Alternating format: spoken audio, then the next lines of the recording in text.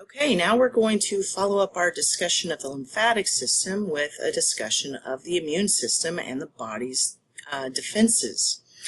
So what you're going to learn is that the immune system is really just a diffuse network of different cells and chemicals and processes that work together to defend us against pathogens.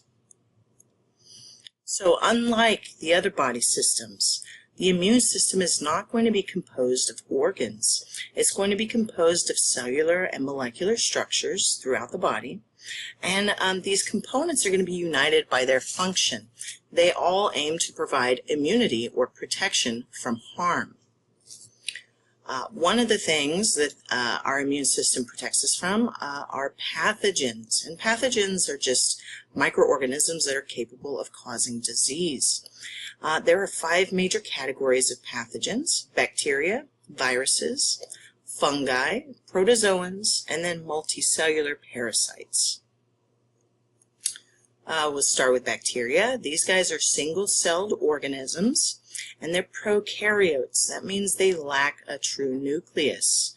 They have DNA, but it's not in a membrane-bound nucleus, okay? They also lack other membrane-bound organelles. These guys are going to be enclosed by a cell wall. A lot of them have flagella, which allow for movement. Some of them have capsules, which allow them to evade our immune system. Some of them have fimbriae, which help them attach to structures around them. Next, you have viruses, okay? And what viruses are is they're going to be a piece of DNA or a piece of RNA wrapped up in a protein shell, and we call that protein shell the viral capsid. Now, viruses are not cells. In fact, they are not living organisms. They're just fragments of DNA or RNA wrapped up in protein. These guys are obligate intracellular parasites. In other words, they have to work within the cell in order to reproduce themselves. They direct an infected cell to make copies of their nucleic acid, right? So to make copies of their DNA or their RNA, as well as their protein shell. And the virus or the immune response itself may end up killing the host cell. Then there are fungi. These guys are eukaryotes like we are, okay? Our cells have nuclei or a nucleus. Our cells have membrane-bound organelles. Well, so do the cells of the different fungi. Fungi are also going to have a cell wall, similar to what we saw in bacteria.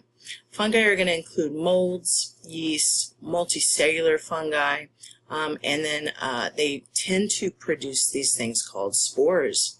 Spores are their reproductive structures, but they can get into our lungs or through our skin and cause infection. And when they do, fungi tend to release these enzymes that induce inflammation in our body. Then there are protozoans. These guys are eukaryotes like we are, and like us, they lack a cell wall. So the way I think of protozoans, and this is going to include organisms like the amoebas, I like to think of them as if they are single-celled little animal-like organisms, okay? They're very interesting creatures. They have very complex life cycles. And those that cause disease are going to be called parasites. And examples of diseases that they cause include malaria and trichomoniasis. This is an STD. And then finally you have the parasitic worms, also sometimes called helminths. And these guys are not microscopic. They are large multicellular animals. And they're going to take nourishment from the host they live in, okay? So they are parasitic. For example, the tapeworm. Now, in addition to those infectious agents we've mentioned, there's also these guys called prions. And what prions are infectious proteins. In fact, they're proteins that have been misfolded. And when they interact with proteins in your body, they cause those proteins to misfold. And this is a problem in the nervous system because those misfolded proteins in the neurons are going to kind of clunk up the neural tissue and prevent it from being able to function normally. And so we see a progressive deterioration of neural tissue in patients who have prion disease. For example, Creutzfeldt-Jakob disease is a prion disease. This you might also know by the term mad cow disease, and it can be spread from infected cows to us by consuming affected meat. Okay, so we said the immune system is going to be composed of cellular and molecular structures and processes that function to protect us from harm. The immune response, this is a collective term for all the physiologic processes of those different immune system components. Now you can have an innate immune response and you can have an adaptive immune response because you have basically two branches of immunity. You have an innate immune system and you have an adaptive immune system. The innate immune system we'll talk about here shortly, but it's what you're born with, okay? Things like your skin that help provide a barrier from pathogens. Things like stomach acid, chemicals like that that provide protection from infectious agents. That's all part of your innate immune system. Then you have the adaptive immune system, and this is going to include what we kind of tend to think of when we think of immunity, the T cells and the B cells, antibodies, direct interaction with infected cells and destroying those infected cells. And it's called adaptive because you don't develop adaptive immunity until your immune system sees a particular pathogen, and then it develops a very specific tailored response just to that pathogen. All right, now let's talk a little bit about the immune cells and their locations in the body. This is going to include the leukocytes, or the white blood cells. We've already touched on the white blood cells a little bit, but now we're going to go into more detail. So remember, leukocytes are going to be formed in the red bone marrow. They're going to include granulocytes. Remember, that's neutrophils, eosinophils, and basophils. Monocytes, which become macrophages when they leave the bloodstream and enter tissues. And the lymphocytes. These guys, remember, come from that lymphoid cell line, and then are going to include the B lymphocytes, or the B cells, the T lymphocytes, or the T cells, and natural killer cells. Okay, so where can you find these guys? Well, most leukocytes are going to be located in body tissues instead of in the blood. You're going to find them in secondary lymphoid structures. Remember, that's going to be the lymph nodes, the spleen, the tonsils, MALT, and lymphoid nodules. You can find macrophages in select organs. Sometimes the macrophages are going to be a permanent resident of that organ. Sometimes they're just passing through. Macrophages are often given a name if they are a permanent resident of a particular organ. So, for example, alveolar macrophages you can find in the lung. Kupffer cells you can find in the liver. You can find immune cells in the epithelial layers of the skin and the mucosal membranes. The particular cells you're going to find here are called dendritic cells. Dendritic cells are usually derived from monocytes, and what they do is they're going to engulf pathogens and then migrate into the lymph. Now what they do from there is, and you'll learn about this in a little more detail here in a little bit, but they present a part of that pathogen, an antigen on that pathogen, to other immune cells and help trigger an adaptive immune response. You can find mast cells throughout connective tissue in the body. Mast cells are typically going to be found in close proximity to small blood vessels, one of the things that mast cells do is they release mediators like histamine, which play a role in allergy and inflammation. You're going to find mast cells abundant throughout the dermis and the mucosa of the respiratory, GI, and urogenital tracts, and also can be found in the connective tissue of some organs. Cytokines. These are small proteins that help regulate immune activity, and they're going to be produced by those cells of both the innate and the adaptive immune system. And we'll talk a little bit here shortly about the difference between innate and adaptive immune system and the components of each. But just know that all those cells we just talked about are going to be members of the innate immune system. The only ones who are the adaptive immune system are going to be the T cells and the B cells, but all the others are involved in innate immunity. And the function of cytokines is to be a chemical messenger. Okay, so these are chemical messengers released from one cell that bind to receptors on target cells. So they can act on the cell that released it. They can act on cells surrounding the cell releasing the cytokines, or they can travel long distances and act on distant cells. Cytokines tend to have a short biological half-life, so they don't last very long as they circulate. The effects of cytokines, they're going to signal cells, including non-immune cells like neurons. Cytokines control the development and the behavior of immune cells, and they help regulate the inflammatory response. Antigens. What are antigens? These are going to be a unique protein or polysaccharide molecule that's able to bind to a component of the adaptive immune system. Examples here include those viral capsids. Remember the protein coat of a virus.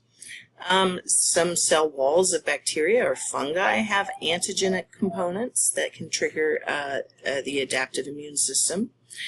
Bacterial toxins can trigger the adaptive immune system. Tumor antigens of cancer cells are other important antigens.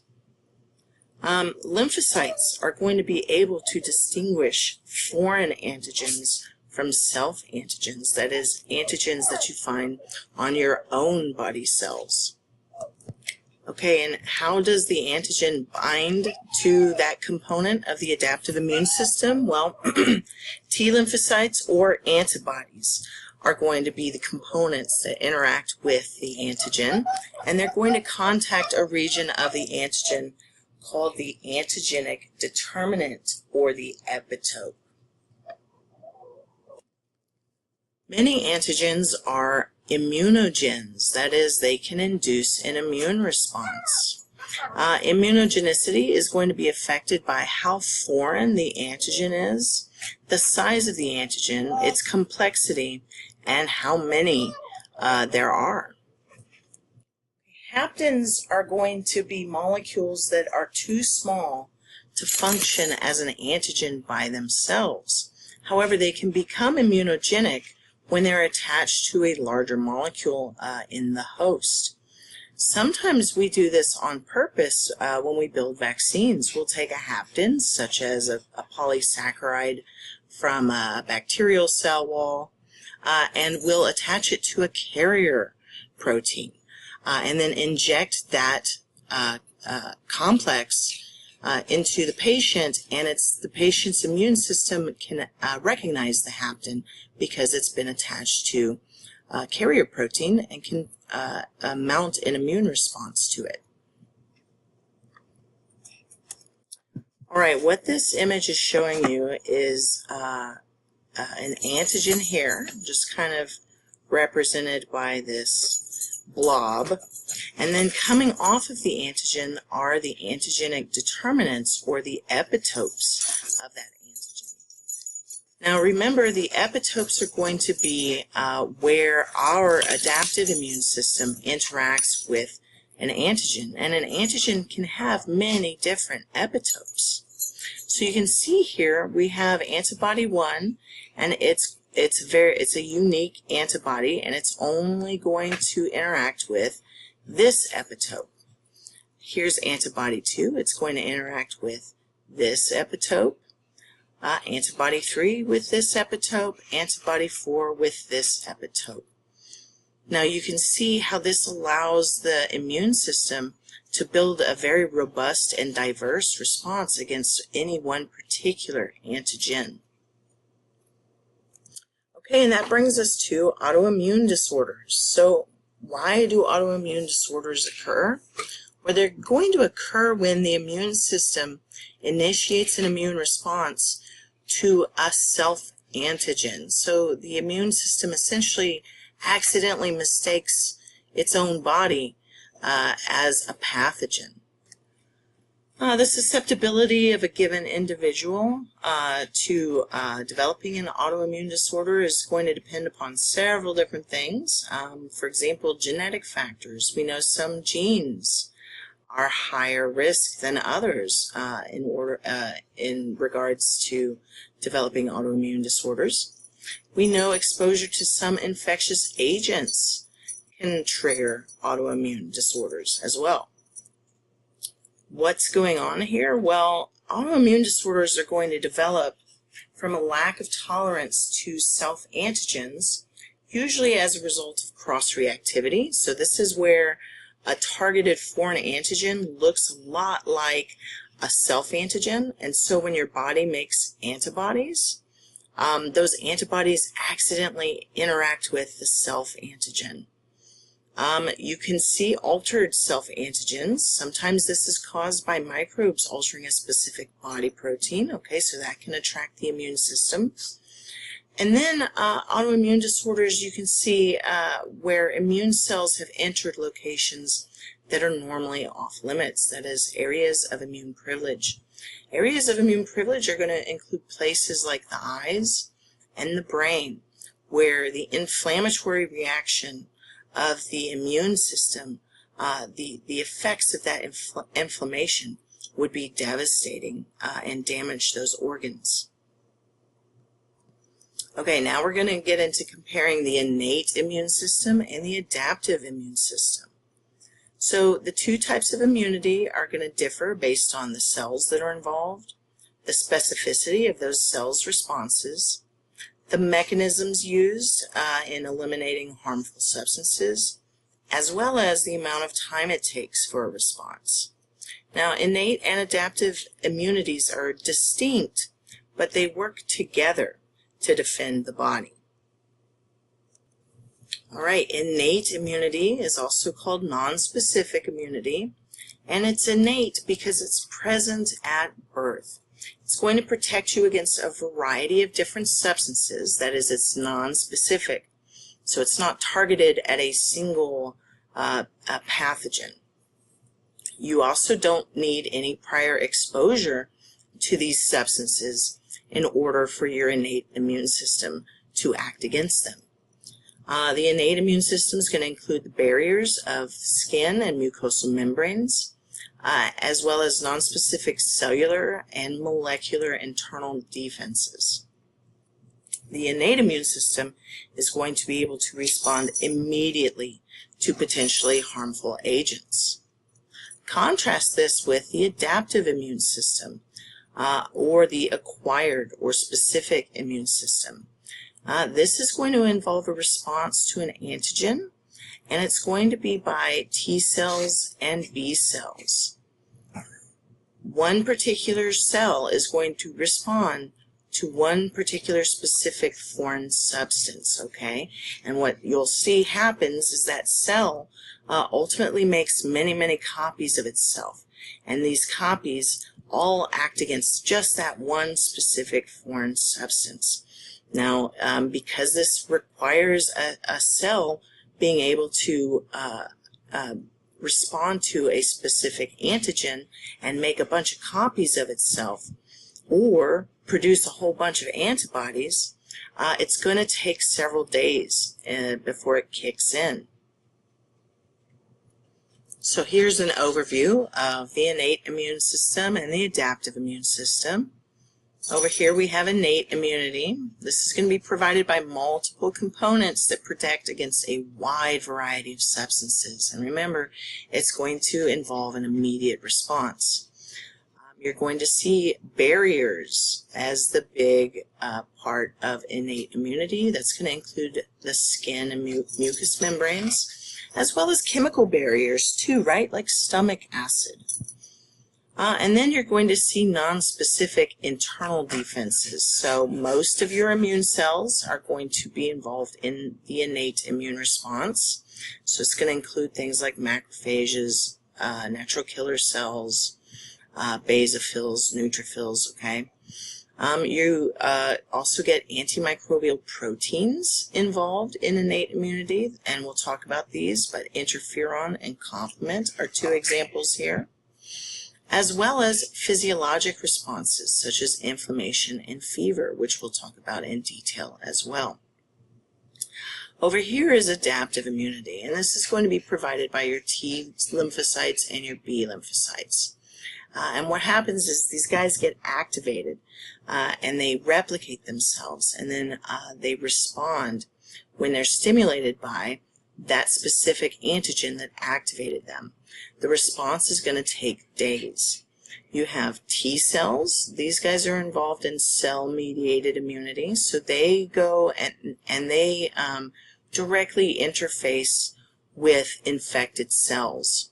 And then you have B cells over here. These guys are involved in antibody-mediated immunity.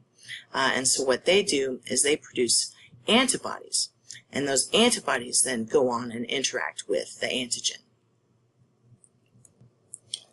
Okay, characteristics of innate immunity. You're going to prevent entry of potentially harmful substances. It's going to respond non-specifically to a range of harmful substances. And then you're going to have the first line of defense and the second line of defense. The first line of defense is going to be your skin and mucous membranes, those barriers, as well as your chemical barriers like stomach acid, like lysozyme, different enzymes that are produced by your body that break down harmful substances. Then you go into your second line of defense once the first line of defense has been breached. The second line of defense is going to involve internal processes, so activities of neutrophils, macrophages, dendritic cells, eosinophils, basophils, and natural killer cells. You'll note that's most of your leukocytes. It's going to involve chemicals like interferon and complement, and those physiologic processes, inflammation and fever.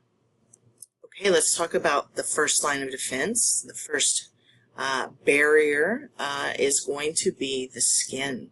So few microbes can actually penetrate intact skin. There are a couple of different physical barriers of the epidermis and the dermis. So remember, the outermost layer is going to be keratinized, stratified, squamous epithelium.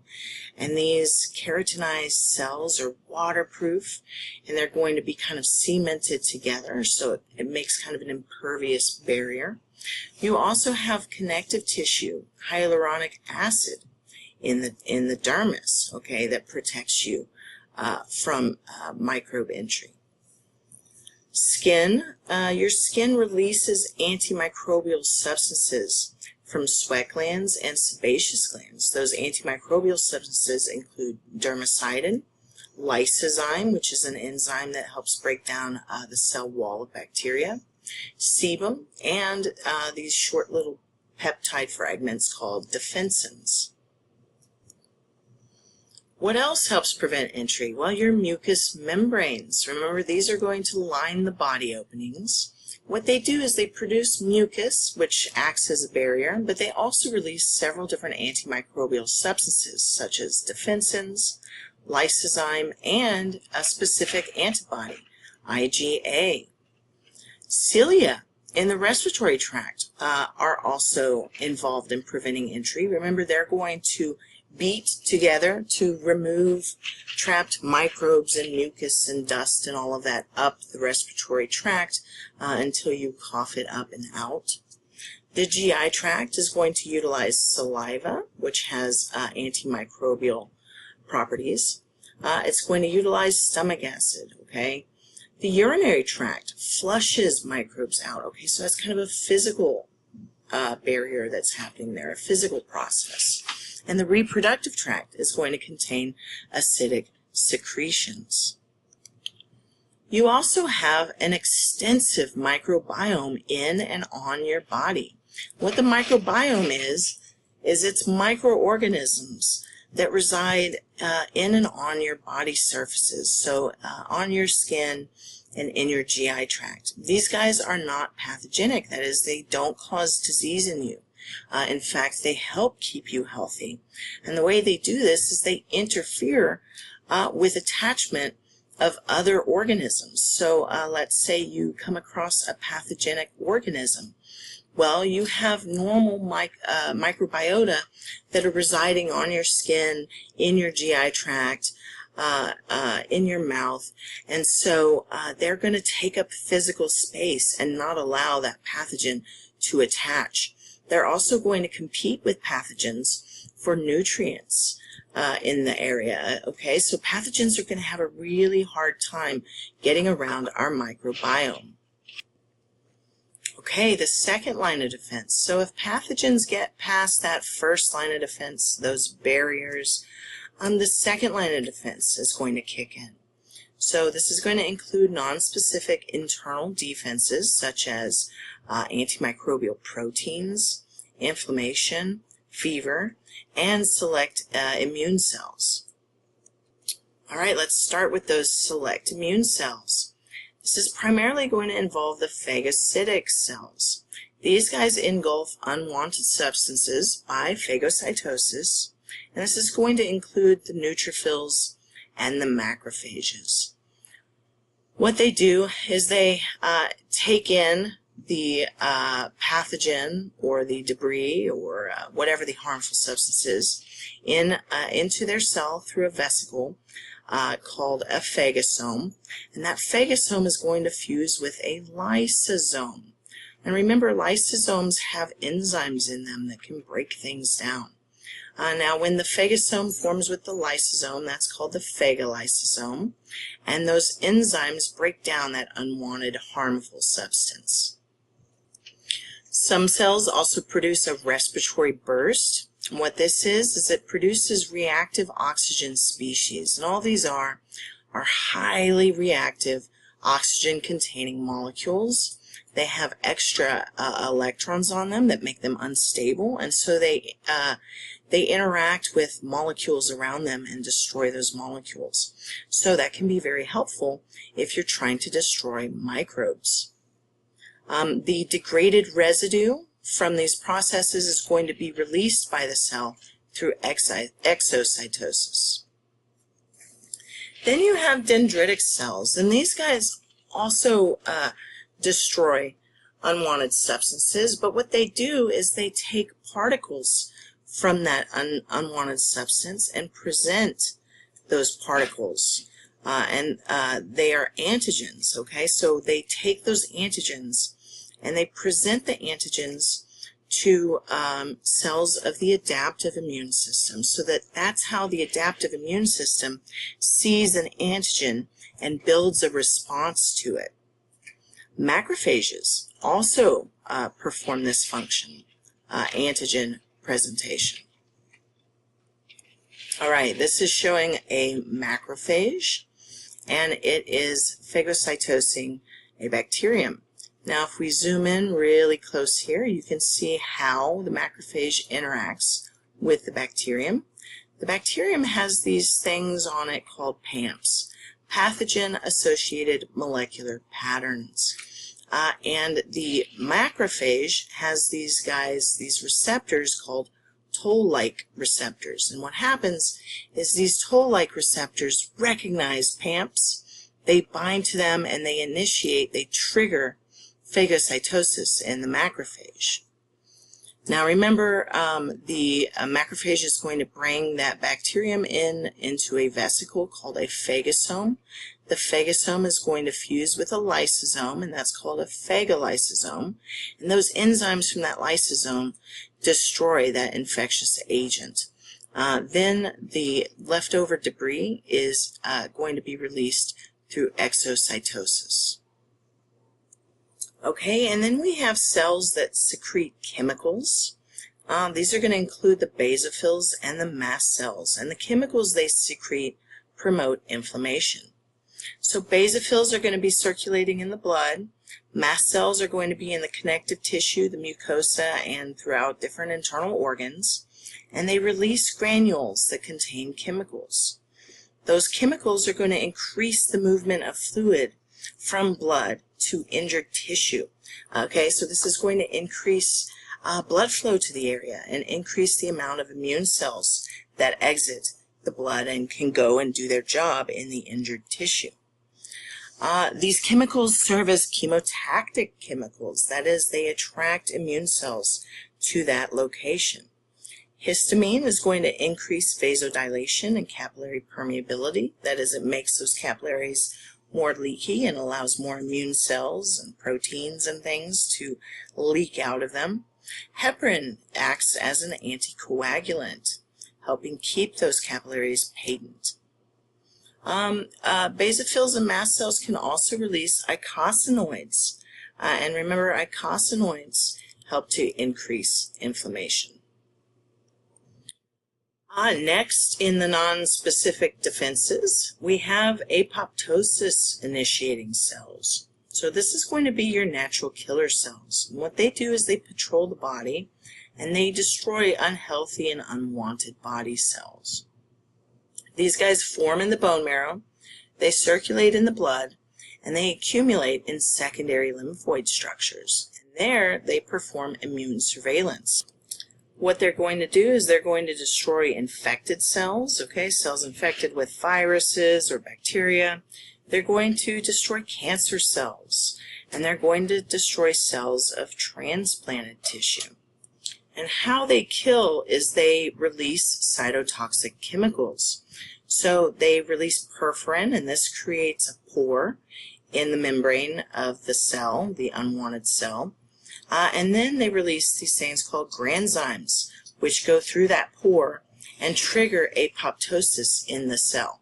And remember, apoptosis is cell death, programmed cell death, and it causes shriveling of the cell rather than rupturing or lysis. Next, you have your eosinophils, and really when you think eosinophils, I want you to think parasitic worms. These guys are involved in parasitic worm infections. They're going to degranulate, right, dump their granules out, which releases enzymes and other substances that are toxic to those parasitic worms. They can also release proteins that form pores in the worm. They also participate in the immune responses of allergy and asthma, and they can engage in phagocytosis of antigen-antibody complexes. Now remember, we said that the cells of the innate immune system are going to recognize microbes as foreign because they have those toll-like receptors. Another term you'll see for toll-like receptor is pattern recognition receptor. And all a toll-like receptor is a type of pattern recognition receptor. And remember, these receptors recognize pathogen-associated molecular patterns, or PAMPs, on the microbe. All right, what are the other components of the innate immune response? Antimicrobial proteins. What antimicrobial proteins do is they function against microbes. This is going to include your interferons. And when you hear interferon, I want you to think antiviral protein. Interferons are a class of cytokines that non-specifically interfere with the spread of intracellular pathogens, most commonly, most classically, viruses. And what's going to happen here is interferon is going to be produced by cells that have been infected with a virus, and it's going to be released by that virus-infected cell, and the interferon travels to nearby cells and signals to them that there's a virus and that they need to start producing antiviral proteins. So when the virus does make its way to these nearby surrounding cells, the cells are ready for that virus. They have enzymes made that can break down that virus's DNA or RNA or inhibit that virus from synthesizing its proteins, okay? Interferon can also stimulate natural killer cells to destroy virus-infected cells. Depending on the type of interferon, it may stimulate macrophages to destroy virus-infected cells as well. Okay, so here we can kind of see the scheme of interferon. So we start with an infected cell. This guy, let's say he's been infected by a virus. He is going to release interferon alpha and interferon beta. Interferon alpha and interferon beta are going to interact with nearby non-infected cells, and those non-infected cells are going to start producing antiviral proteins, so that when the virus does make its way to them, they're ready and they can defend themselves. Interferon alpha and interferon beta are also going to act on natural killer cells nearby. And what the natural killer cell is going to do is it's going to find this infected cell and induce apoptosis in it.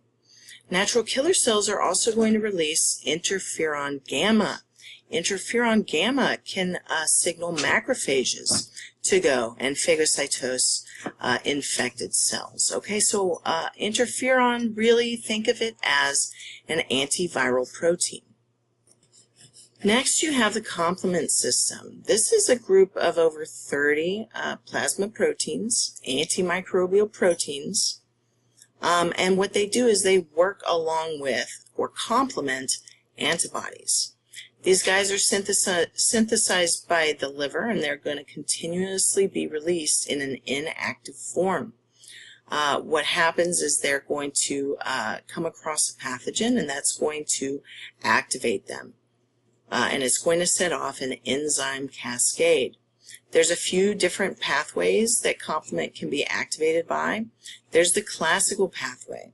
This is where an antibody attaches to the pathogen, the foreign substance, whatever, the antigen that is not self. Then complement binds to the antibody. There's the alternative pathway. This is where complement is just going to bind directly to polysaccharides of a bacterial or a fungal cell wall. And then there's the mannose binding lectin pathway. And here the lectin protein binds to a carbohydrate that's found on some microbes, and complement binds to that lectin. Don't worry so much about these different pathways. Just know that they exist, and what ultimately happens is that complement gets activated. Okay, when you activate complement, what happens? Well, you're going to have an increase in inflammation. Complement is going to activate mast cells, basophils. It's going to attract neutrophils and macrophages. You also get this thing called opsonization. And what an opsonin is it's something that binds to a pathogen and makes it easier for a phagocyte to engulf that pathogen. You get cytolysis. So complement can trigger lysis of the pathogen. And the way it does this is through that enzyme cascade. So complement proteins ultimately come together through an enzyme cascade to form what's known as the membrane attack complex, or the MAC. And the MAC creates pores in the microbe's cell membrane. This messes with the integrity of that microbe's cell, and so the microbe ultimately ruptures and dies. Activated complement is also involved in eliminating immune complexes. So complement is going to link antigen-antibody complexes to red blood cells. Those red blood cells then move to the liver and the spleen, where those complexes are stripped off. So complement kind of helps clean up the mess from the immune system response. Okay, and this is just showing you what we just talked about. Now, these things happen upon activation of complement. And you don't need to know what happens specifically when complement gets activated. Just know it gets activated. It's by one of 3 pathways it's going to be activated by. And is ultimately going to work to increase inflammation, help eliminate immune complexes, opsonize things, and form that MAC, remember the membrane attack complex, and induce cytolysis in the pathogen. Next, in non-specific defenses, we have inflammation, or the inflammatory response.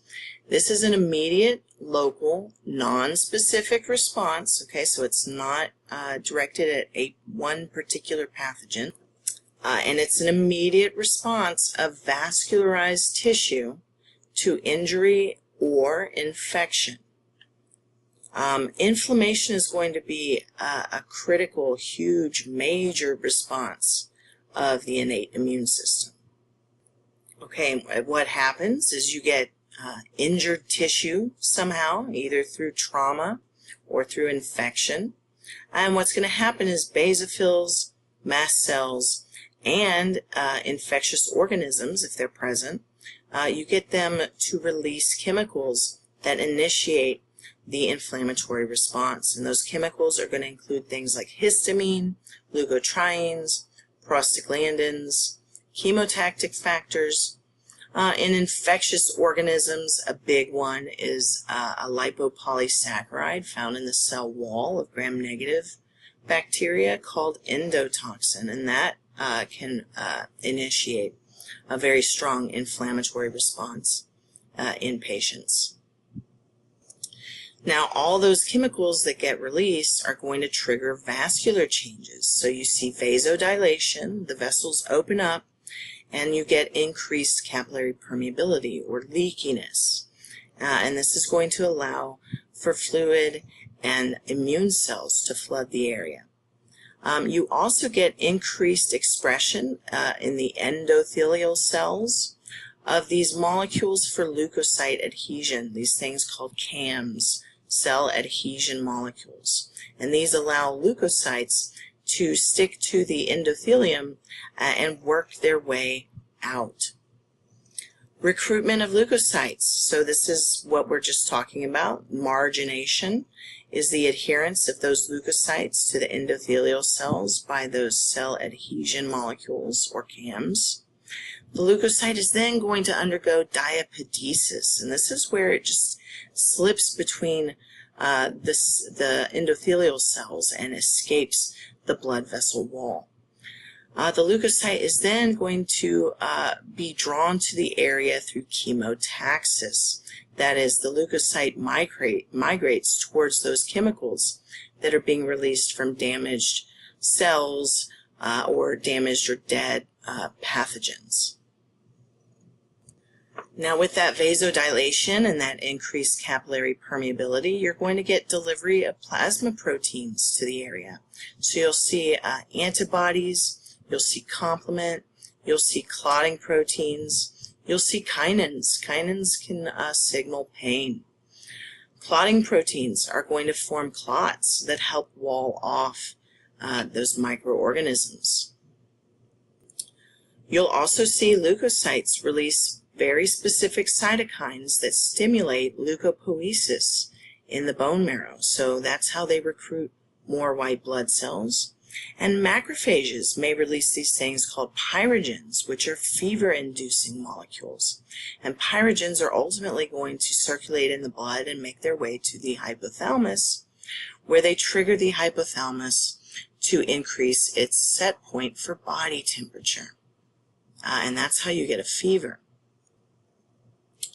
All right, effects of inflammation. You're going to get fluid or exudate move from the blood to the injured, infected area.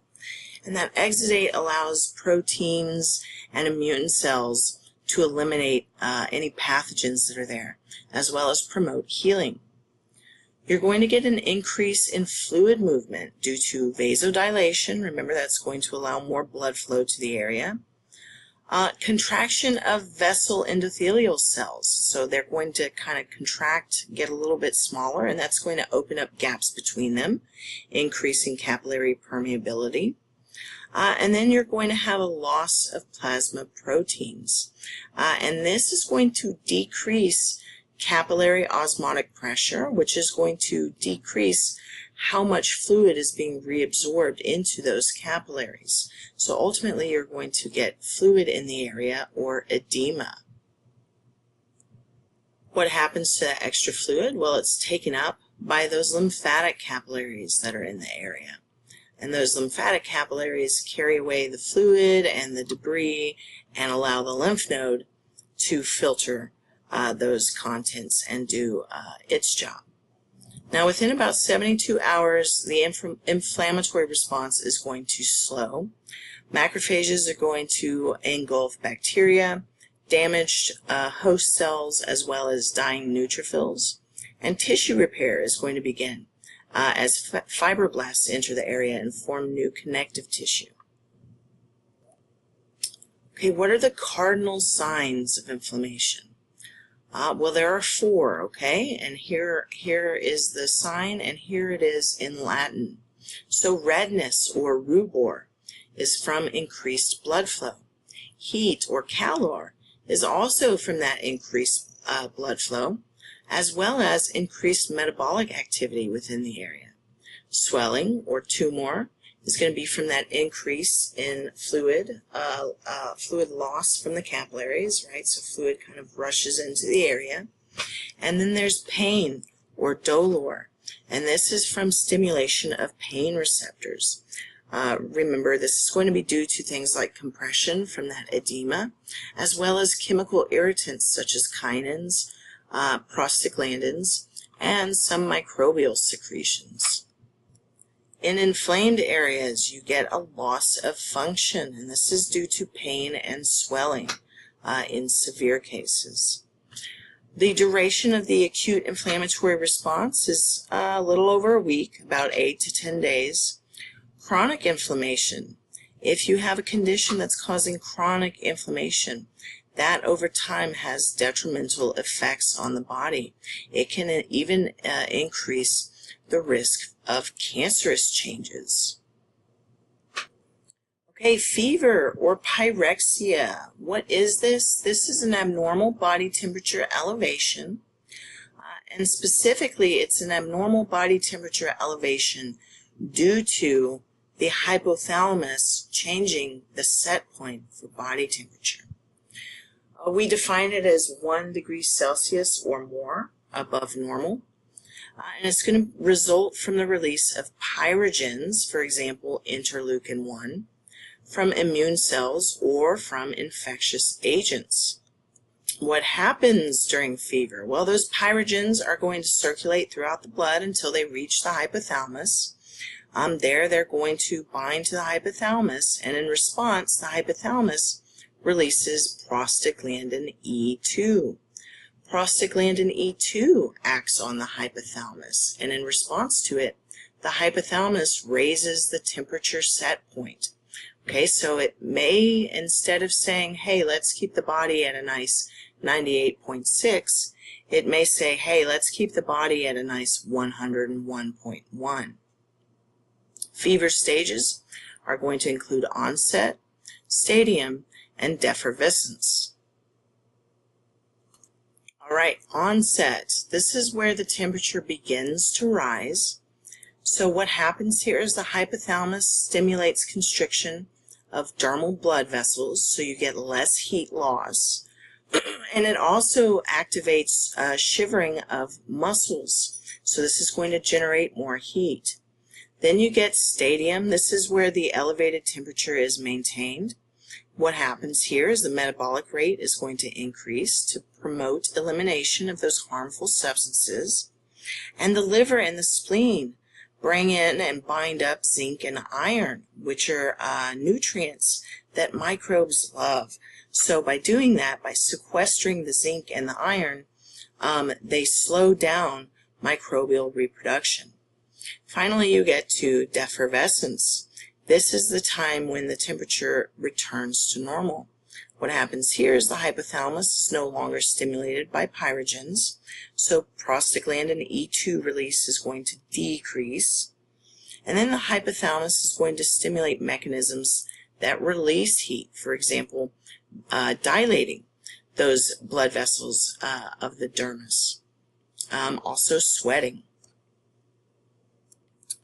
Why do we fever? What are the benefits? Well, like we mentioned, so the liver and the spleen are going to sequester nutrients.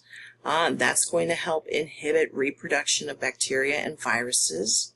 The increased temperature can also affect temperature-sensitive microbes. It can be very detrimental to them.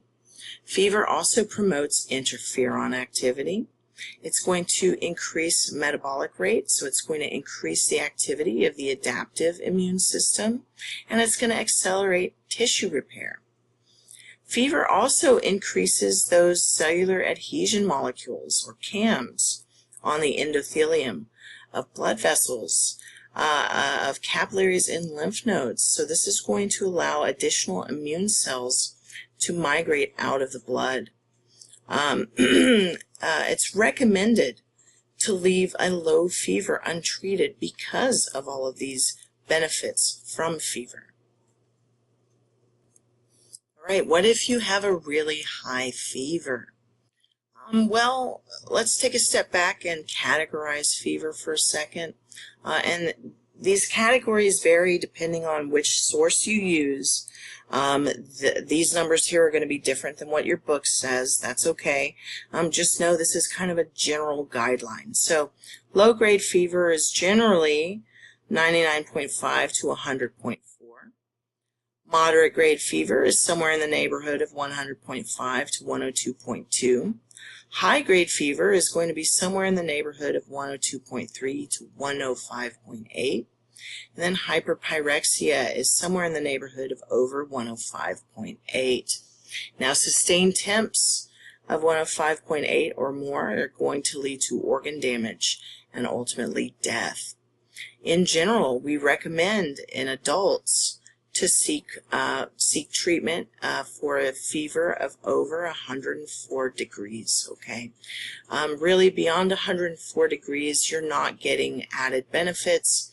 You're only getting worse.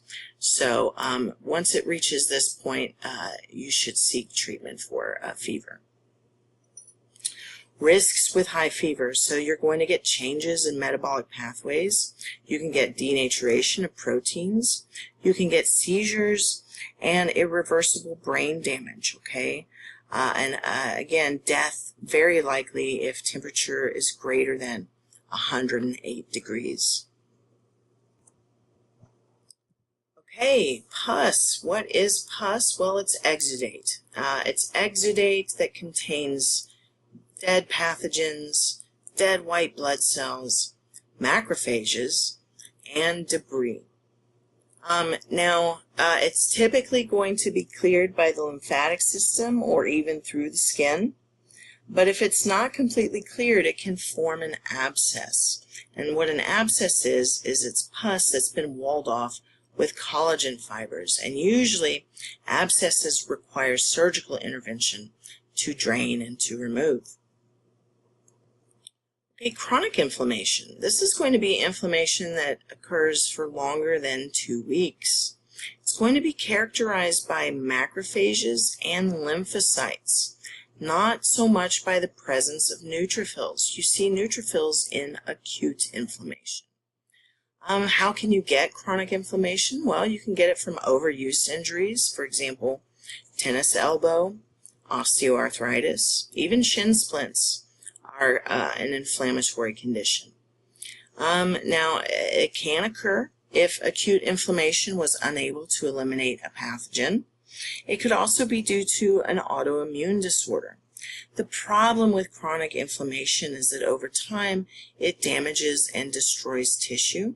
It leads to scar tissue formation, which can impair organ function, and it can predispose you to cancer. All of that inflammation causing damage to cells, it can damage DNA, okay, and that can lead to a cancerous mutation.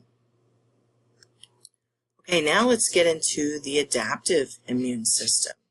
So we said adaptive immunity is going to involve specific lymphocyte responses to a particular antigen. What happens is when this lymphocyte contacts the antigen, it's going to cause that lymphocyte to proliferate. The immune response here is going to consist of those lymphocytes and their products. It's going to take a longer response time than innate immunity because it takes a while for those lymphocytes to get activated and then to proliferate. Since it takes the days to develop, we call adaptive immunity the third line of the body's defense. Now there's two branches of adaptive immunity. There's cell-mediated immunity. This is going to involve the T cells. And then there's antibody-mediated or humoral immunity. And this is going to involve those B cells. Those B cells eventually differentiate into these special cells called plasma cells. And plasma cells secrete antibodies. Okay, here's an overview of adaptive immunity. So over here we have the cell-mediated immune cells, our T lymphocytes. These guys are going to be effective against antigens that are found within body cells. And they need an antigen-presenting cell to present that antigen to them before they can get activated. Now, when they're activated, they can become cytotoxic T cells, or they can become helper T cells. Cytotoxic T cells go on to induce apoptosis in that infected body cell. Helper T cells help activate cytotoxic T cells. They also help activate B cells. So let's go back up here and talk about our B cells. These guys provide antibody-mediated immunity. These guys are going to be effective against antigens outside of our body cells, and they don't require an antigen-presenting cell in order to be activated. They're going to differentiate into plasma cells, and what plasma cells do is they produce antibodies. Those antibodies are released into the bloodstream and then circulate and act on pathogens. All right, T cells and B cells have very unique receptor complexes. There's going to be about 100,000 of these complexes on each cell, and each complex is going to bind only one specific antigen. These cells are going to have identical complexes, okay? So each cell can only respond to one specific antigen. All right, first let's talk a little bit about the structure of T cells. So the receptor complex on T cells is going to include an antigen receptor, that's called the T cell receptor, and a CD molecule, a co-receptor. And what the CD molecules do is they facilitate interaction of that lymphocyte, of that T cell, with an antigen-presenting cell. Now you have two kinds of CD molecules. There's the CD4 molecule, or the CD4 protein. This guy is present on helper T cells. And then there's the CD8 protein. This guy is present on cytotoxic T cells. Okay, let's talk a little bit about the T lymphocyte subtypes. So you have your helper T cells, or CD4 cells, remember, because they have the CD4 protein. And these guys assist in cell-mediated, antibody-mediated, and innate immunity. So they're very critical for the immune response overall. Not only can they help activate T cells and B cells, but they can also activate natural killer cells and macrophages. Then you have cytotoxic T cells. These guys are also called CD8 cells because they have the CD8 co-receptor protein. And what they do is they release chemicals like those perforins and granzymes that destroy other cells. There are other T lymphocyte subtypes, such as memory T cells. These guys stick around, and their job is just to hang out and be available to recognize that antigen later on down the road. And then there's regulatory T cells, or Tregs, and these guys help regulate the immune response. B cells, these guys have a receptor complex as well, and it contains an antigen receptor called the B cell receptor. B cells do not have those CD co-receptor molecules, okay, because the B cells make direct contact with an antigen. That is, they don't need to interact with antigen-presenting cells. Okay, and this is just showing a helper T cell, and we zoom in on its receptor complex, and you can see it's got a T cell receptor here that's going to actually interact with an antigen. And then the CD4 protein, the co-receptor here, which is going to help interact with the antigen-presenting cell. And when this receptor complex binds to the antigen-presenting cell, the T cell becomes activated. You see the same thing over here with the cytotoxic T cell. It has a T cell receptor, but instead of a CD4 protein, it has a CD8 protein. Over here is a B cell, and an example of its B cell receptor, which you will learn is just an antibody. Okay, antigen presentation. What happens here? Well, this is where certain cells, called antigen-presenting cells, engulf the pathogen and take a piece of that pathogen, an antigen from that pathogen, and display it on their plasma membrane so that T cells can recognize it and get activated.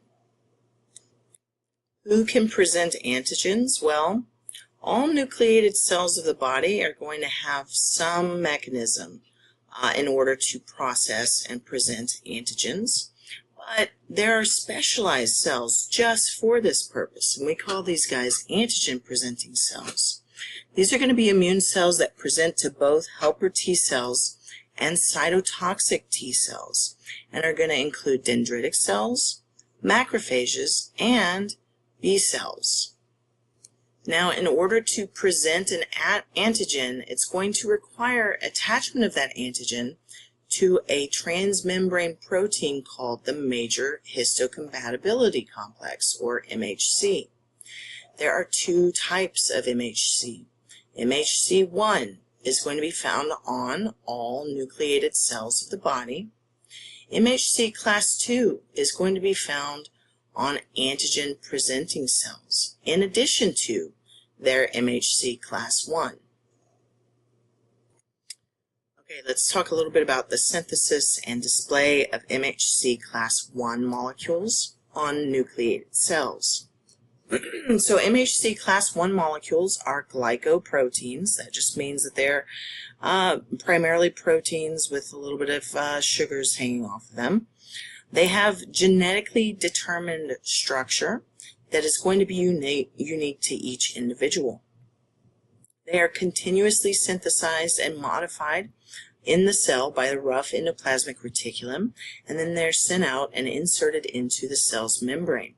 And what they do is they're going to display fragments of proteins that were bound to them in the rough endoplasmic reticulum by the endogenous pathway. So, if those fragments are from endogenous proteins, that is, proteins from the cell itself, the immune system will recognize them as self-antigens and ignore them. However, if those fragments that are added to the MHC class 1 molecules are from an infectious agent, the immune system is going to recognize that as a foreign antigen, and it's going to communicate to cytotoxic T cells that they should destroy that cell. Alright, so what's happening in a healthy cell? Well, you start here in the rough endoplasmic reticulum, where those MHC class 1 molecules are continuously being synthesized. Now, during their production, peptide fragments of the cell, that is self-antigens, are going to get bound to that MHC class I molecule.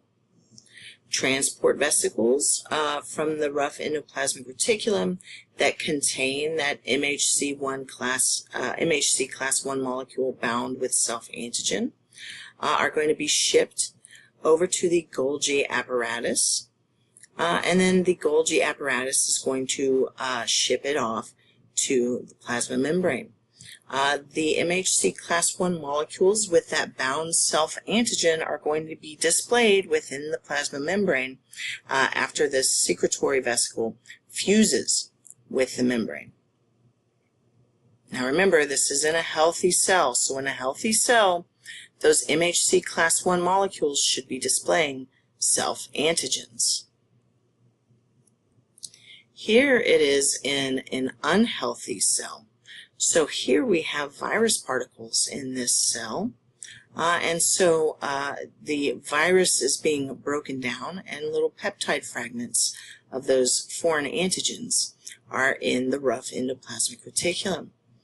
Now, as those MHC class I molecules are being continuously synthesized by the rough endoplasmic reticulum, those viral peptide fragments, the foreign antigens, are going to get bound to them. Transport vesicles are going to send them from the rough endoplasmic reticulum over to the Golgi apparatus. Then the Golgi is going to ship that MHC class I with the foreign antigen off to the cell membrane.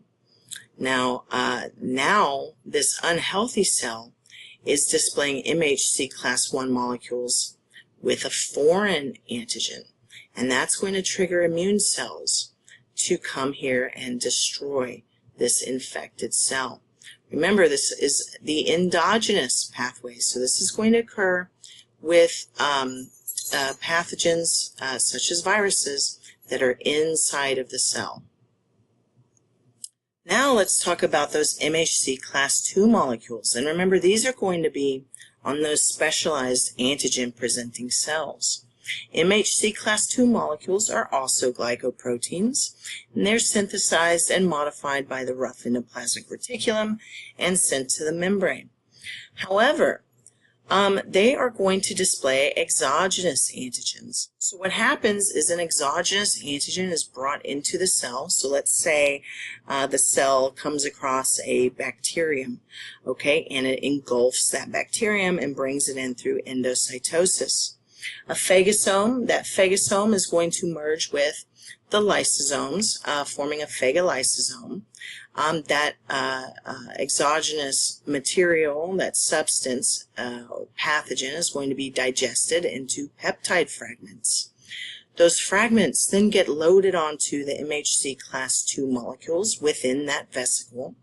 The vesicle goes and merges with the plasma membrane, and that plasma membrane is then displaying MHC class II molecules with foreign antigen bound to them. And remember, this is going to provide a means of communicating with helper T cells. Okay, so here we're looking at the exogenous pathway in an antigen-presenting cell. So here we have MHC class II molecules that are continuously being synthesized by the rough endoplasmic reticulum of the antigen-presenting cell.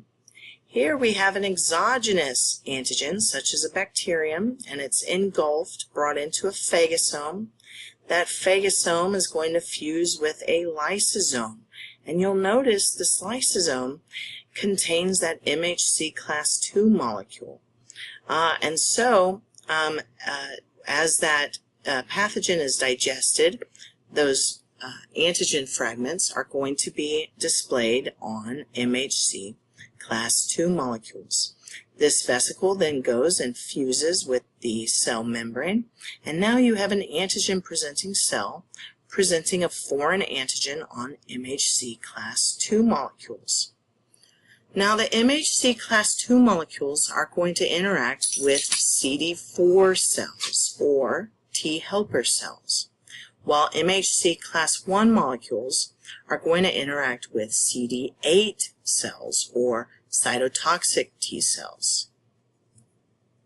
And here that is showing you. So here's the antigen presenting cell with MHC class II displaying foreign antigen through the exogenous pathway, right? Here's a helper T cell. And if we zoomed in, we would see that the antigen on the MHC class II is making contact with the T cell receptor, while the CD4 co-receptor is making contact with that MHC class II molecule. Now this is going to activate that helper T cell. Over here we see MHC class I antigen presentation to a cytotoxic T cell or CD8 cell, okay? And again, if we zoomed in, we would see that antigen bound to the MHC class I molecule making contact with the T cell receptor, and then that CD8 co-receptor making contact with the MHC class I molecule. Okay, let's talk a little bit about MHC molecules in the context of organ transplants. So an organ transplant is a transfer of an organ from one individual to another. We can do kidney transplants, liver transplants, heart transplants, lung transplants, you name it. Individuals are going to be tested prior to donation for their MHC antigens and their ABO group. So remember, no two individuals are going to have exactly the same MHC molecules, but the goal here is to try to match the donor to a recipient who has similar MHC molecules. And so you're trying to sort of get past the immune system. Components of the innate and the adaptive immune system are going to be involved in organ transplant organ rejection. So they attempt to destroy transplanted tissue, and because of that, recipients are usually immunosuppressed with drugs. The exception here is with transplant of the cornea. The cornea of the eye, this is an area of immune privilege, so our immune cells do not usually take up residence in the eye. If they did, they would cause inflammation, which would be damaging to the eye, and that's why the eye has immune privilege. Okay, let's talk a little bit about the life events of lymphocytes.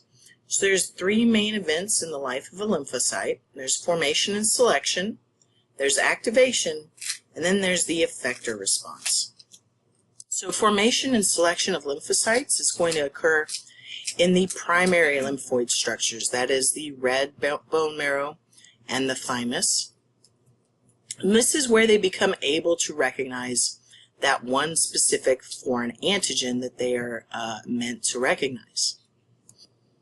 Then you get the activation of lymphocytes. This happens in secondary lymphoid structures where they get exposed to an antigen and become activated. And then they're going to proliferate and form identical lymphocytes, and those lymphocytes can then go on to perform the effector response. This is the action of lymphocytes to eliminate that antigen. What happens is the T cells are going to migrate to the site of infection and work directly against those infected cells. The B cells, however, are going to stay in secondary lymphoid structures such as lymph nodes, and there they are plasma cells, and what plasma cells do is they synthesize and release large quantities of antibodies. And those antibodies are then going to be transported to the site of infection through the blood and the lymph. Okay, so here's formation of lymphocytes. So remember, B cells and T cells are both born in the bone marrow. B cells are naive, immunocompetent, so they're ready to go out and see an antigen. However, T cells only get to the stage of thymocyte in the bone marrow, and then they're released and they migrate to the thymus, where they undergo a couple of processes to become naive, immunocompetent T cells. All right, formation of T cells. So we said T cells are going to originate in the red bone marrow, but then they're going to migrate to the thymus as those immature T lymphocytes called thymocytes. And it's in the thymus that they complete their maturation. Once they're in the thymus, they're going to make both the CD4 and the CD8 receptors. They're going to possess a unique T cell receptor that is produced randomly. And then each thymocyte is going to have its T cell receptor tested through a process of selection. And this is going to ask whether it can bind MHC with that antigen and whether it can bind foreign antigen or if it's self-reactive. All right, what selection processes do those thymocytes undergo in the thymus? Well, it's these two processes. The first one is positive selection, and the second one is negative selection. Now note that 98% of thymocytes are going to fail these steps. Only 2% of thymocytes make it through.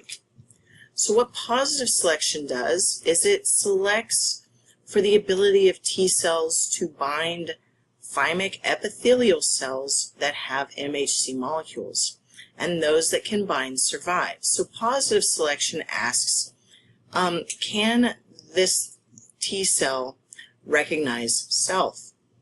Negative selection, what happens here is we're testing the ability of the T lymphocyte to avoid binding self-antigens. That is the cell self-tolerant? Thymic dendritic cells are going to present self-antigens, and then those T cells that bind to those self-antigens are destroyed because that indicates that they are self-reactive T cells. Differentiation of T lymphocytes is also going to occur in the thymus. So helper T cells are going to lose their CD8 protein and keep the CD4 protein, while the cytotoxic T cells are going to lose the CD4 protein and keep the CD8 protein.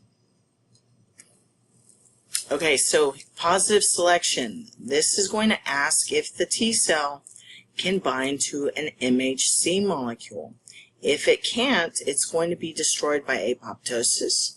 If, however, it can, it's going to survive and go on to negative selection.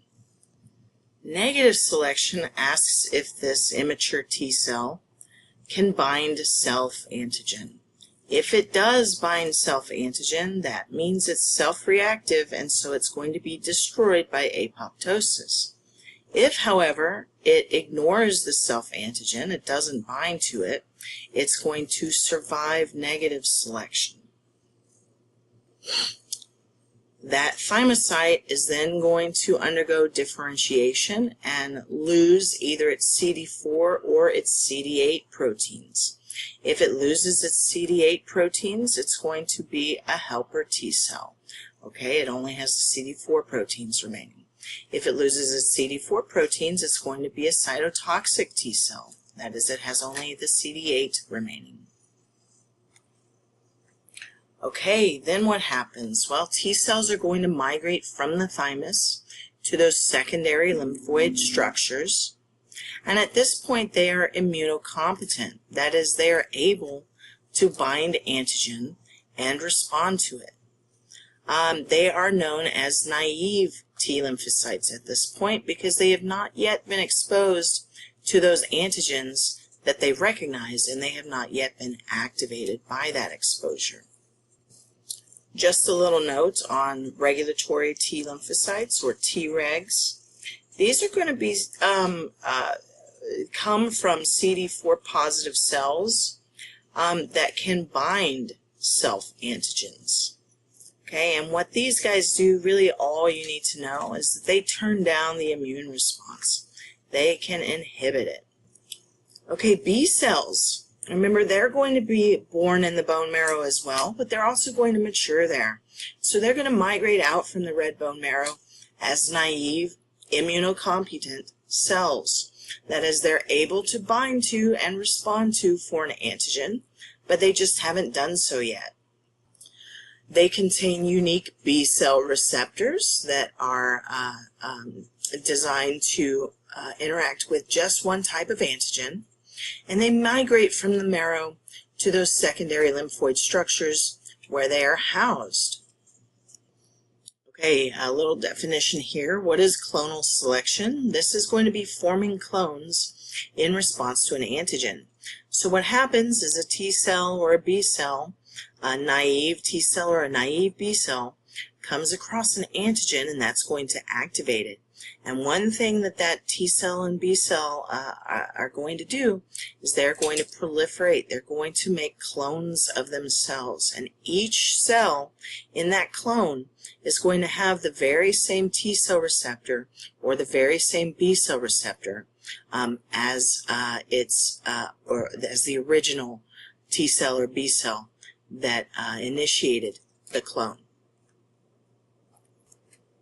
Okay, an antigen challenge. What is this? This is the first encounter between the antigen and the T cell or the B cell. This is usually going to occur in secondary lymphoid structures. So for example, if the antigen is in the blood, it might be taken to the spleen where it encounters an immune cell. If the antigen penetrates the skin, it might be transported to a lymph node where it's going to interact with an immune cell, such as a T cell or a B cell. Now, antigens from the respiratory, GI, or urogenital tracts, they may interface with, say, the tonsils or with MALT. All right, let's talk about activation of T cells. So an activation of a helper T cell is going to begin with direct contact between that helper T cell receptor and it's the antigen MHC complex of the antigen presenting cell. So remember, with antigen presenting cells that are presenting to helper T cells, they're going to present exogenous antigen with an MHC class II molecule. Helper T cells always interact with the MHC class II. The specific T cell receptor site of that T cell is going to bind to that fragment, that antigen. And then this interaction is stabilized by that CD4 co-receptor protein. Okay, so the helper T cell has made contact with that antigen that's being displayed on the MHC class II molecule. What happens next? Well, the helper T cell is going to secrete interleukin-2, and that's going to stimulate itself to proliferate, and it's going to form clones of itself with the very same T cell receptor. Some cells are going to go on to become activated helper T cells that produce interleukin-2, and some cells become memory helper T cells, which just hang out and are available for future encounters with that antigen.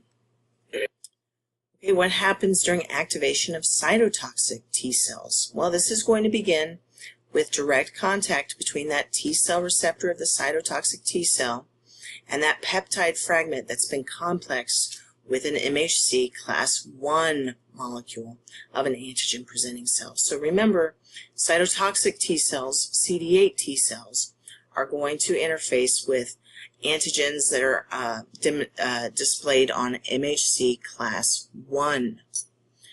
Remember, this interaction is stabilized by that CD8 co-receptor protein of the T cell. Now, what happens? IL-2 that's released from helper T cells is going to bind to and stimulate this cytotoxic T cell that is now interacting with that antigen. The activated cytotoxic T cells then proliferate, so you get a clone of those cytotoxic T cells, and they also can differentiate. Some become memory cytotoxic T cells, and again, these guys hang out and are ready when they see the antigen in the future. Okay, how do we activate B cells? Well, it's going to begin when an intact antigen binds to the B cell receptor. The B cell then engulfs, processes, and presents the antigen to a helper T cell. Okay, so the B cell is also an antigen-presenting cell. Now, receptors between the B cell and a helper T cell are going to interact, and the helper T cell is going to release IL-4. This is going to stimulate that B cell. Now, that IL-4 is going to lead to those B cells proliferating and differentiating. Most of them are going to differentiate into plasma cells, and plasma cells simply produce antibodies. The remainder, however, are going to become memory B cells. These guys retain those B cell receptors and activate when they're exposed to the same antigen again. They have a much longer lifespan than plasma cells, so they hang out in the body much longer. Now, in some cases, B cell activation can occur without T cells, but the production of memory B cells and some different antibodies are going to require helper T cell involvement. So, again, you can see how the helper T cells, they are pivotal in the immune response. They activate cytotoxic T cells and B cells as well. Lymphocytes recirculate. So after a period of time, lymphocytes are going to exit those secondary lymphoid structures, and they're going to circulate throughout the blood and the lymph for several days.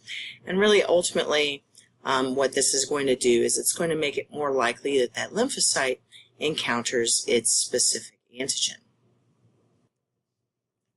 Okay, now the effector response. This is going to be mechanisms that's used by those lymphocytes to eliminate the antigen.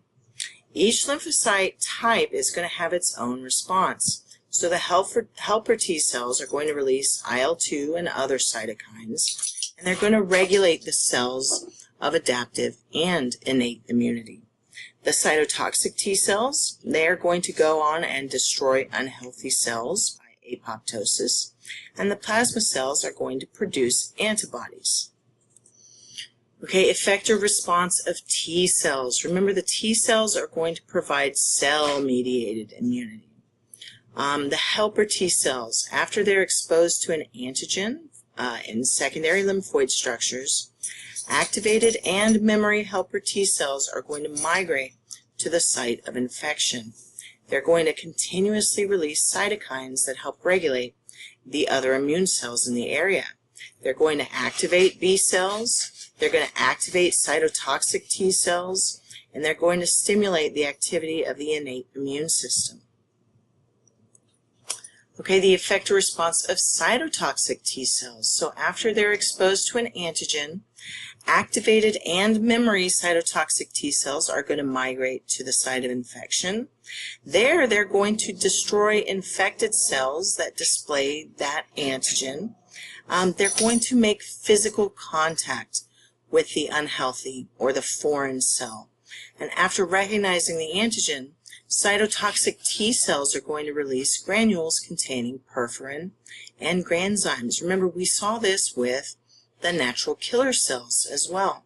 So perforin forms a channel in that target cell's membrane, and the granzymes enter the channel and signal that cell to die by apoptosis. B cells are going to provide antibody-mediated immunity. So most activated B cells become plasma cells, and plasma cells go on to synthesize and release antibodies. Plasma cells are going to remain in the lymph nodes, and there they produce hundreds of millions of antibodies that then circulate through the lymph and the blood until they encounter the antigen. What are antibodies? Well, these are immunoglobulin, or Ig, proteins produced against a particular antigen. What antibodies do is they tag pathogens for destruction by immune cells. A little bit about their structure. So these guys are Y-shaped. They're soluble proteins.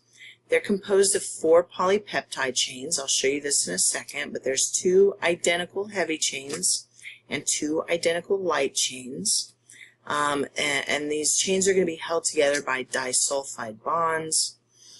There's 2 important functional areas of an antibody. There's the variable region and the constant region. Variable regions are going to be located at the ends of the arms of the antibody, and they contain the antigen binding site. Most antibodies are going to have 2 of these. Okay, and the antigen binding site is going to bind antigens through weak intermolecular forces, so things like hydrogen bonds, ionic bonds, and hydrophobic interactions. Antibodies also have a constant region that contains the Fc region, and the Fc region determines the biological function of the antibody. This is going to be a region that's same in structure for all antibodies of a particular class, and there are 5 major classes of antibodies. Alright, so here we have an antibody. You can see the 2 identical light chains here, the 2 identical heavy chains here. The light chain and the heavy chain are held together by a disulfide bond. The 2 heavy chains are held together by disulfide bonds as well. This is the constant region. This is the variable region, and this is the antigen binding site right here. Now remember, this region here, the Fc region, is going to be the same for all antibodies of a given class. Alright, how do antibodies actually work? Well, there's several different mechanisms. Now, antibodies are going to be especially effective in binding soluble antigens, so things like viral particles, bacteria, yeast spores, okay? And when they bind, they can do one of several things. They can neutralize the target. So this is where the antibody is going to physically cover those epitopes, the antigenic determinants of the pathogen. And this helps make the pathogen ineffective in establishing its infection. For example, the antibody might cover the region of the virus that the virus uses to bind to our cells and enter our cells. Antibodies can cause agglutination. This is just clumping, okay? So what happens is the antibody is going to cross-link antigens of foreign cells, causing those cells to clump together. This is especially effective against bacterial cells. Antibodies can cause precipitation. So this is where the antibody cross-links circulating antigens, for example, viral particles, and forms an antigen-antibody complex that becomes insoluble and basically falls out of solution. It precipitates out of body fluids. And these precipitated complexes can then be engulfed and eliminated by phagocytes. What else can antibodies do? Well, they can activate complement. That Fc region of the antibody, of IgG and IgM antibodies in particular, can bind complement and activate it through the classical pathway. Antibodies are also good for opsonization. That is, they tag the pathogen for phagocytosis. This helps make that pathogen more likely to be seen by phagocytic cells. Antibodies can also activate natural killer cells. So the Fc regions of some antibodies, such as IgG, can trigger those natural killer cells to release cytotoxins. And this destroys abnormal cells through what's known as antibody-dependent cell-mediated cytotoxicity. All right, here we have our examples of antibody functions. So here's neutralization. This is where the antibody is going to cover up the biologically active portion of a microbe or even a toxin. We have agglutination. This is where the antibody cross-links different cells, such as bacteria. And you can see here the antibody is attached to this bacterium and this bacterium, kind of clumping them together. You can have precipitation. This is where the antibody cross-links circulating particles. Okay, so agglutination is cross-linking cells. Precipitation is cross-linking particles and causing those particles to fall out of solution, and then they can be engulfed by phagocytes and eliminated. Here we have complement activation, so the Fc region of the antibody is going to bind to and activate complement proteins. You can have opsonization. This is where those antibodies bind to a target cell and tag that cell for phagocytosis. And then antibodies can activate natural killer cells, and natural killer cells go on to induce apoptosis in the infected cell. Okay, let's talk about the classes of immunoglobulins. There's 5, okay? IgG, IgM, IgA, IgD, and IgE. IgG is going to be the most numerous antibody in the blood. It's also the predominant antibody in other fluids such as lymph and CSF. It can participate in all types of antibody actions that we just talked about. And this guy can cross the placenta. So it can cause things like hemolytic disease of the newborn. IgM is found mostly in the blood.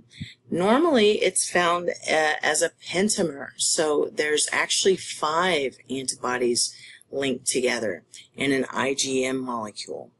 This guy is going to be most effective at agglutination and binding complement, and it's responsible for the rejection of mismatched transfusions.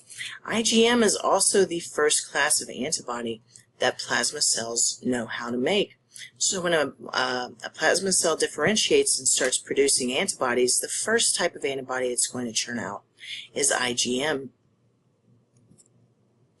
IgA is the antibody that you're going to find on your mucous membranes. Okay, so this is going to be found in areas exposed to the environment. It's produced in mucus, saliva, tears, and breast milk. It's going to protect the respiratory and the GI tract. It is found as a dimer, that is 2 antibodies joined together, and it helps prevent pathogens from adhering to and penetrating those mucous membranes. It's especially good at agglutination. IgD. What is IgD? Well, IgD is the B cell receptor, okay? So that's all you need to remember about IgD, is it's the B cell receptor. IgE, this guy is going to be formed in response to parasites as well as allergic reactions. What it does is it causes the release of products such as histamine from basophils and mast cells. It also attracts eosinophils, so that's one reason why it's involved in, say, parasitic worm infections. All right, class switching. What is class switching? Well, this is going to be when a plasma cell changes the type of antibody it's producing. Remember I said that the first class of antibody that a plasma cell is going to produce is IgM, but then it can class switch and it can change up what class of antibody it's producing, and it can produce IgG or IgA or IgE or IgD. Class switching is going to require contact between a helper T cell and the plasma cell, and the T cell has to release very particular cytokines that specify which antibody class will then be formed. Right, immunologic memory. So memory is going to result from the formation of a long-lived army of lymphocytes upon immune activation. So adaptive immunity activation, we said, is going to require contact between the lymphocyte and the antigen. There's going to be a lag time between the first exposure and direct contact. Activation is going to lead to the formation of many memory cells against that specific antigen. Okay, so what happens the second time your body is exposed to an antigen? Remember, the first time we had activation, and it led to the formation of many memory cells against that specific antigen. So what happens when you are subsequently exposed to that antigen again? Well, those many memory cells are going to make contact with the antigen more rapidly. There's more of them, and they're ready for that antigen. And when they make contact, they're going to produce a powerful secondary response. In this response, the pathogen is typically going to be eliminated before any symptoms of the disease develop. For example, in a person who develops measles, they will develop immunity to measles, and so they will not get symptoms again, even if they're exposed. Vaccines. Vaccines work by developing immunologic memory. Okay, so here we're looking at antibody levels over time, and this point right here is the first exposure of the body to an antigen. So you can see antibody levels are pretty low for several days, and then finally we get a little bit of a response here. So the infection clears, and then a certain period of time goes by. Now remember, during this primary immune response, we made a bunch of memory cells, right? So those memory cells are sticking around, and they're ready when you get a subsequent exposure. They're ready to interact with that antigen and release all of their antibodies. And so now you have the secondary immune response, and it's a much more robust, much faster response than the primary immune response. Okay, so measuring immunologic memory. So antibody titer, this is just the concentration of antibody in the blood.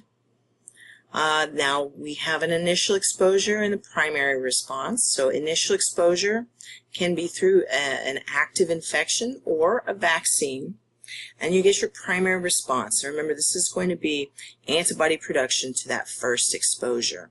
You're going to have a lag phase. This is the initial period of no detectable antibody, because it takes a while for your B cells to interact with that antigen and start producing antibody.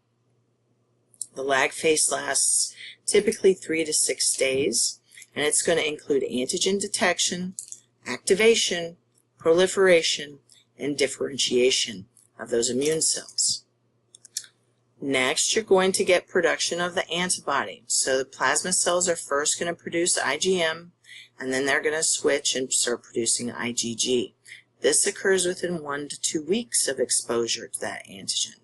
And then you'll see antibody levels peak and then decline over time. Now, after a variable length of time, let's say you're exposed to that antigen again. The measurable response to that subsequent exposure is the secondary response. And you'll see in the secondary response, the lag phase is much shorter because we have built memory lymphocytes. Production of antibody is also going to increase. Antibody levels are going to rise rapidly because we made many plasma cells after that first exposure, and those plasma cells are just hanging out ready to release their antibodies. All right, vaccinations and herd immunity. So what are vaccines? Well, these are going to contain weakened or dead microorganisms or components of those microorganisms. And what they do is they stimulate your immune system to develop memory B cells. So if you're exposed later, you already have memory B cells ready to go. So you get a secondary response triggered in response to the first time you've been exposed naturally to the antigen.